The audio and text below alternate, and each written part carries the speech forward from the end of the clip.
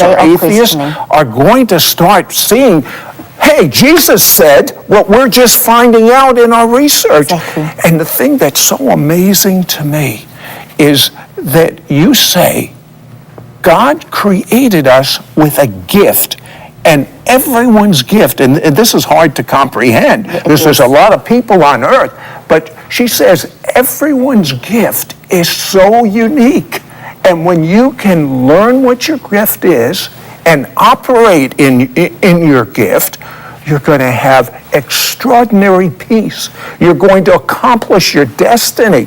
You're going to be walking in divine health. Your relationships are going to be better.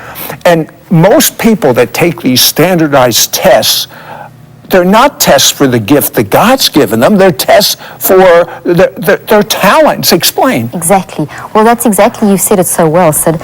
What we need to distinguish between is our gift and then the manifestation of the gift. The manifestation of the gift is what we'll see in terms of someone singing beautifully, or being able to play the piano, or a great mathematician, or a great orator. Those are manifestations, and during the course of one's lifetime, you get experience, so those manifestations will change and will expand, and we'll have multiple things that we can do well. Okay, you say our gifts are so unique, Yes. It's like as unique as a fingerprint. That's how unique your gift is, how special you are. What happens when people realize they're special, they're unique, and then they find out what God created them to be unique for? Well, it's unbelievable. When I still had my clinical practice, I would have boxes of Kleenex, because to show someone who for years has been labeled that you're not a label, that you're not what the IQ test or the personality test or the aptitude test is, you actually have a unique way of thinking that is different, and there's no one else who can think like that you're a unique designer in the way that you think, a designer babe, I often say. Because what it essentially is that your unique gift, Sid, is the unique way in which you think. You have a unique way of thinking. I have a unique way of thinking. 6.7 billion people on the planet, each and every one of us thinks in a unique way. How could it be so unique? I don't get that. Well, it's just in terms of physiologically, what happens is that we are thinking all day long. You're even thinking at nighttime. You're a thinking being. God has blessed us with that, this ability to think. As you think, you're processing information from outside, and as you're thinking, you're making choices and you're building thoughts. Now, thoughts are real. They occupy mental real estate. They're real physical, structural things inside your brain, and they're constantly changing. So our thoughts are constantly dynamic and changing. Now, the simplest way to explain this is if there was a car accident, and you had 5 people at the scene of the car accident, or 10 or 20, every single person would report it differently, because each person perceives it differently. We each have this unique way that we filter information through the world as we're thinking to build thoughts. So our gift of thinking filters and then builds the thought, and it's different for every single person. That's what the scientists have found, that physiologically the process, and we can go into a little bit of that in a moment, but physiologically it's the same, we have the same physiological process, but the way that we use that physiological process is different for every depending person. on which part of the brain you start with and cycle, if you can understand what part your strengths are, you can improve your weaknesses. Well, absolutely, and even nicer than that is that you actually don't have weaknesses built into you. Now, this is totally and utterly unique to the whole category, the whole concept of talents and things, because we think, oh, well, I've got strengths and weaknesses. You're actually built with strengths, because God said, I knew you before you were formed in your mother's womb. And he also says in Ecclesiastes 3:11 that he has planted eternity in our minds and a divine sense of purpose. And we've got the mind of Christ. I mean, there's so many scriptures that we can use that to explain that. So what it means is that you are wired for talent, for giftedness. You're wired for strengths. So therefore, when we make bad choices, we build networks in our mind that block our gift, and weaknesses will actually manifest. But also, it's how we define weakness. The world says, for example, that to be successful, you have to be a linguist and a mathematician, and those. And if you're an artist or something else, you're not as clever, or smart. Now, that's not the truth. That's just, there's a bell curve, and what they do is they say, well, if you're in this part of the bell curve, you're the gifted, and then everyone else out there. Meanwhile, it's the other way around. There's something that you can do that no one else on this planet can do, which makes you designer. So that uniqueness, that bell curve that the world uses or defines as giftedness is completely wrong, because everything that you can do is gifted, because it's the result of the way in which you think. So there's something that each of us can do that no one else can do. Okay, you have a test which I took, and this test shows what I emphasize. What's the first part of my brain, the second part? Tell me what these different parts are very briefly. Okay, so the test that I designed is over years of research, because I've done years of research in this gift concept and how the brain does all these things and how it builds all these thoughts and that kind of thing. So what I was using in my clinical practice was I would help people to understand, this is how I think, this is the structure of my thought processes, and if I work hand in hand with the structure of my thought processes, it's going to produce a better result, whatever that desired result may be. So from the brain science, I'm summarizing huge years of research and everything. We have, if I use the brain as an example, this model as an example, it's almost as though we can slice up the brain into 7 distinct areas. And each of those areas, there are groups of nerve cells in each of those areas that are responsible for a specific type of thought. I call them pillars of thought. And there's 7 pillars of thought. So the brain is almost in 7 different... Interest, just like it says in Scripture, is divided. Wisdom is in 7 pillars. The brain is divided into 7 pillars. And tell me what these pillars do for us. Okay, so there's 7 pillars of thought. So we're a thinking being. We're thinking all day long, even at night, and when we think, the result is thoughts. So as we think, we each think in our own unique way. But so what happens is the brain's got these 7 pillars, and as we are processing thought, it's like when you digest food or when a film is developed, it goes through stages. Same thing with your thinking. Your thinking goes through 7 different stages. So each part of the brain, like for example, the front part of the brain, we would call your intrapersonal type of thinking, which deals with your deep thinking and so on. Your second part deals with this, and all the different areas of your brain deal with something different. So each of the 7 different parts. So deep thinking at the front, and then more communication going towards the middle, and more logical towards that part, and going to movement, musical, instinct, right to the back where we see visual, spatial kind of pictures and images. So as you are listening to me now, your brain would be cycling through these 7, but in your own unique way, and that's what's unique. How fast? Very fast, very. Every 1 to 2 seconds, you will cycle through all 7. So but it's the combination that makes me unique from you, you. Exactly. It's how you move through. So you may start at the front and then move to the back and then move to there and then move. I may start over there, and then everyone starts at the front, but I may go there first and then go back to there first. It's just that, and the amount of time as well that you spend in each I took your test, and it's a simple test. You don't pass or fail. It's true or false, and it's very easy, and I took it.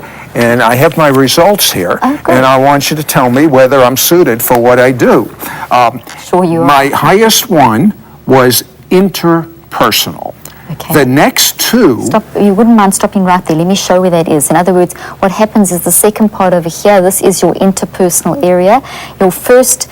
in your order, the first one opens the door to receiving information. That was the highest. That was your highest. So your highest, there's no good or bad. So whatever's low is also good. It just shows you the order that you cycle through the 7, and then the score simply tells you as well how long you spend in each.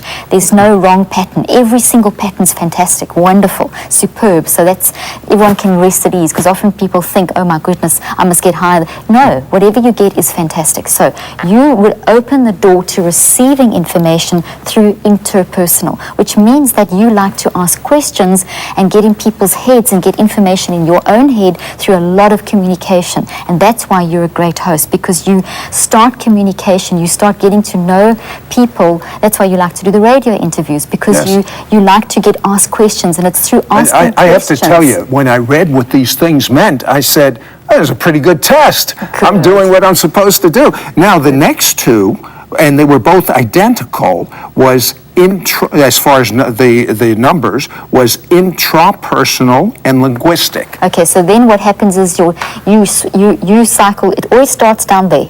So you cycled immediately to that, and then you went back down there, then you cycled to here, the front. Front is intrapersonal. Intra is deep thinking, introspection, decision making, going inward. So, and you do that, when I watch you, you do that. You'll ask a question and then you go deep inside yourself to actually analyze and interpret that information. And so your second part helps to build a temporary memory. So you ask questions to get the information in your head, and then as you deep think, you start building a memory. Then your third one down was linguistic. Linguistic, and now that is more or less over here. But actually, the second and third were the same numbers. Same. If we that can happen because it's not my test in my clinic takes my clinical practice is 1,000 questions. So there we would be able to. All you do in a case like that, Sid, is you would just go back and redo the two sections and saying, okay, is this an acquired skill or is this really me? And in that way, you'll distinguish and you'll find one or two questions that you may change, because very often we muddle up what we've acquired, what we've learned through experience, through life, with what we really like to do. And so there you'll be able to distinguish. But let's assume that your intro comes out second, and your third, and they can be very close, they can be a point percentage, it doesn't matter, it's absolutely fine. So your third one was linguistic, which is more or less over there. Linguistic is words. It's the spoken and written word. Now, if I watch the way you interview, you've got a lot of information, lots of words. So you're using, now your third one down is where you start to consolidate information. So now I've received, through the first one, through asking questions, or you have started building your temporary memory through going deep down inside yourself. And then you're going to shift over to words, written or spoken words, where you are consolidating, getting that memory like kind of fixed, getting it in its place, connecting it with other memories. Okay, what's your next one down? Well, I just wrote those three. Oh, just those three. Okay, so that starts describing. Now you would still, so in every 1 to 2 seconds, every time, all day long, 2,500 to 3,000 times an hour, up to 60,000 times a day, as you are thinking, you're going to shift all the time, there. Okay, I can see someone, I can see a young kid, and you've given me so many examples that when I did the radio interview of young people that you as a mother, your own child, as a mother, understood by understanding her thinking process. Absolutely. But what about someone 70, 80 years old? Would it help them to know their gift? Oh, well, absolutely. Like you said, we've got 4 children, and as a mother, I believe I've become a better mother by understanding my children.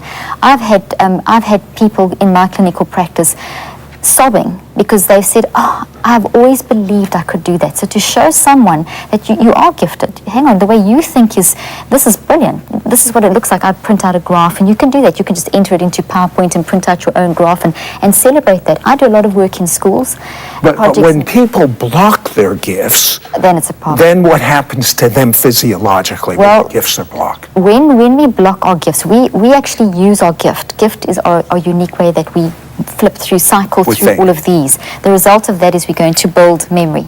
So we're going to use a tree here to show memory. This is a tree because the nerve cells of the brain look like trees. So we talk about the magic trees of the mind. So my result of using my gift will be a creation.